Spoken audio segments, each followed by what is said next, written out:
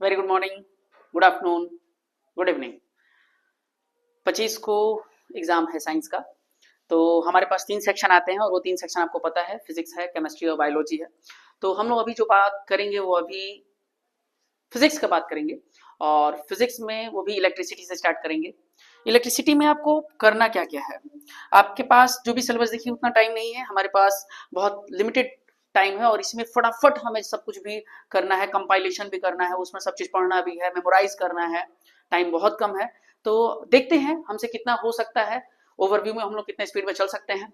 देखिए आपके पास सबसे पहले है, एक तो सबसे पहले आता है चार्ज। चार्ज का फॉर्मूला क्या होता है? Number of electron. चार्ज का फॉर्मूला क्या होता है? Number of electron.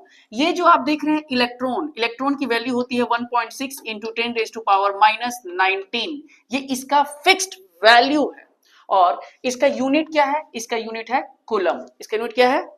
कूलम। तो ये इसकी ऐसा यूनिट है।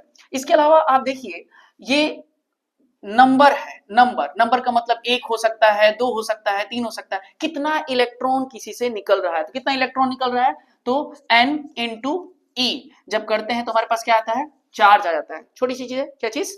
चार्ज आ जाता है। अब इसी चार्ज को, जो आपके पास चार्ज आया है, ये चार्ज जिस तार से बह रही होगी, कितने देर में एक जगह से पार कर रही है, तो उसको अगर हम टाइम से डिवाइड कर देते हैं, मतलब समय से हम उसको डिवाइड कर देते हैं, तो बन जाता है करंट। ये क्या बन जाता है? Current. Current, CURRENT, current. Current का यूनिट क्या है? एम्पियर। ये बड़ी यूनिट हो गई। तो छोटी यूनिट क्या है? तो देखिए आपके बुक में 10 raise to power minus 3 ampere कहीं लिखा हुआ है, 10 raise to power minus 6 ampere भी लिखा हुआ है। ये सारी चीजें आपको देखनी है आपके बुक में। देखिए आपके पास बुक पड़ा हुआ है, front, first page, second page, third page. हम बुक वाइज चल रहे हैं, तो फर्स्ट पेज में क्या है, सेकंड पेज में क्या है, थर्ड पेज में क्या है, फोर्थ पेज में क्या है। हम एनसीईआरटी को गो थ्रू करते हुए चलेंगे, क्योंकि NCERT is very important as you know. और जो भी क्वेश्चन फ्रेम्ड होंगे वो कहां से होंगे? एनसीईआरटी से होंगे। तो आप एनसीईआरटी को भी देखते चलिएगा। तो बोल रहा है करंट, जो करंट आपके पास है, आपके पास जो करंट है, तो यानी करंट को हम किससे डिनोट करते हैं? आई से। और आई इक्वल्स टू क्या होता है? चार्ज अपॉन में टाइम। चार्ज अपॉन में time, I equals to Q by T. ठीक है। और इसको अगर आप देखेंगे तो हम लिख सकते हैं number of electron divided by time. Number of electron divided by time. अच्छा, इसकी यूनिट क्या है? हमने अभी आपसे बात किया, इसकी यूनिट होती है एम्पियर। इसकी यूनिट क्या होती है?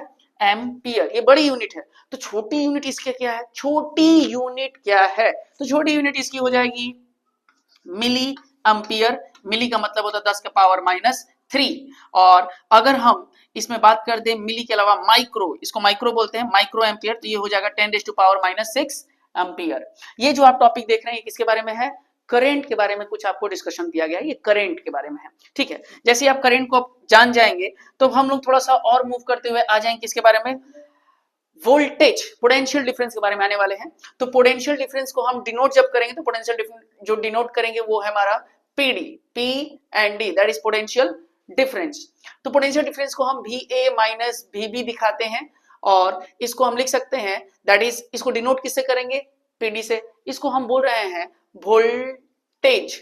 इसका दिखाने के लिए हम लोग लिखेंगे W अपॉन में Q, वर्क अपॉन में चार्ज। एक चार्ज को एक जगह से दूसरे जगह ले जाने में कितना मेहनत करना पड़ा है, कितनी एनर्जी वेस्ट हो रही है, उसको हम क्या बोलते हैं? वोल्टेज। तो इसकी यूनिट हो गई आपकी वोल्टेज।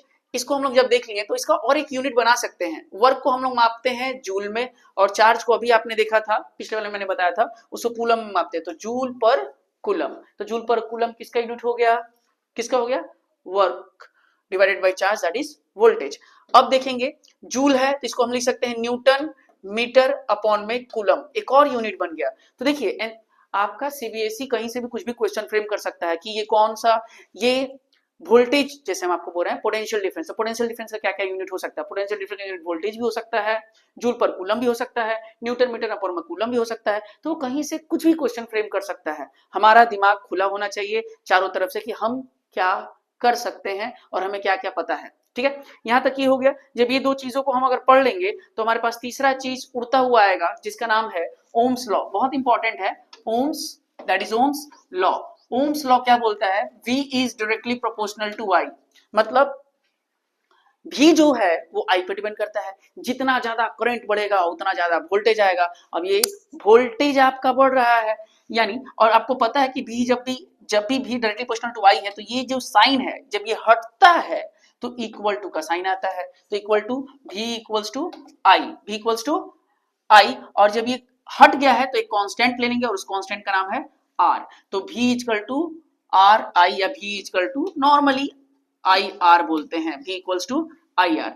अब ये जो नया वर्ड आप देख रहे हैं, जो नया लेटर देख रहे हैं, इस लेटर को आर को हम बोलते हैं रेजिस्टेंस। इसको क्या बोलते हैं? रेजिस्टेंस। रेजिस्टेंस क्या है? जो अपने अंदर से बिजली को बहने से रोकते। जैसे आप देखिए आपके हाथ में अभी पेन होगा, तो ये पेन देखिए प्लास्टिक का है, अगर ये प्लास्टिक का है तो अपने अंदर से करंट को पास होने नहीं देगा। अगर मेटल का होगा तो अपने अंदर से करंट को पास होने देगा। अब मेटल में कौन सा मेटल है? तो सबसे अच्छा अगर आप देखेंगे तो देखेंगे कि आपका एल्युमिनियम, उससे उससे भी बेहतर देखेंगे तो आपका कॉपर, उससे भी बढ़िया देखेंगे तो आपके पास सिल्वर। तो हमारा औकात तो नहीं है कि हम सिल्वर लगा के चले, नहीं तो मेरा मुड़ी उड़ी काट के भाई हटा ही देगा कहीं भी अपने घर पर रखिएगा, घर पर डकैती हो जाएगा। तो रेजिस्टेंस को हम बात कर रहे थे।